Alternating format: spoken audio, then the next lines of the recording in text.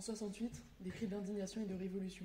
Les rues vibraient d'une jeunesse dévastée. Contre l'ordre imposé, ils osaient s'exprimer. 68, un mort rebelle, brisant les chaînes.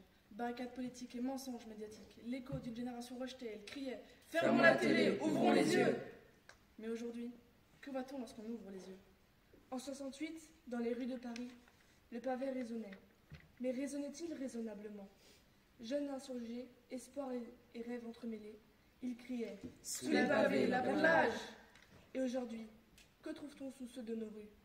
En 68, les idéaux sont chamboulés, la bataille ne cessait d'avancer. Mais dans l'ivresse de la lutte, la réalité se déformait.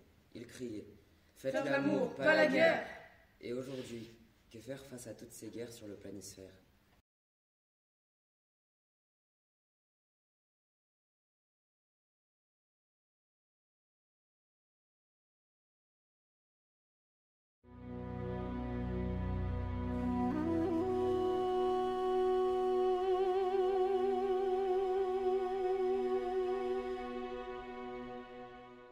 Soldats, religion, Territoire, armes et mort.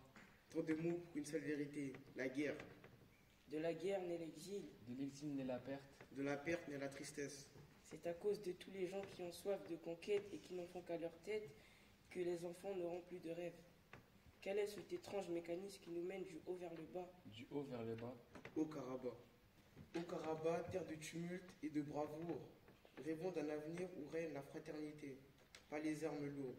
Que la paix soit notre barrière, notre seul étendard, pour que ce sol soit enfin un jardin de partage, pas un champ de bataille.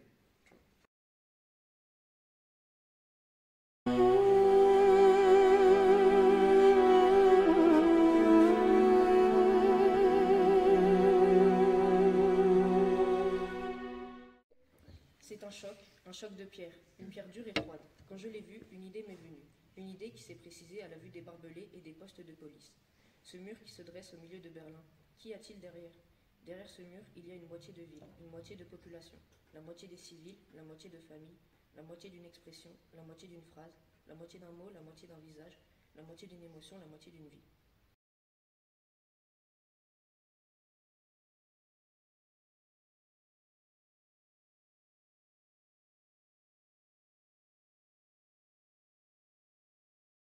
Maria, Peter, Paolo, Paola, Swati, Florence, Anna. Maryse. Vous ne les connaissez pas et pourtant ils ont parcouru le monde. Nous allons vous parler de leur histoire parfois tragique qui a débuté par une prise de risque.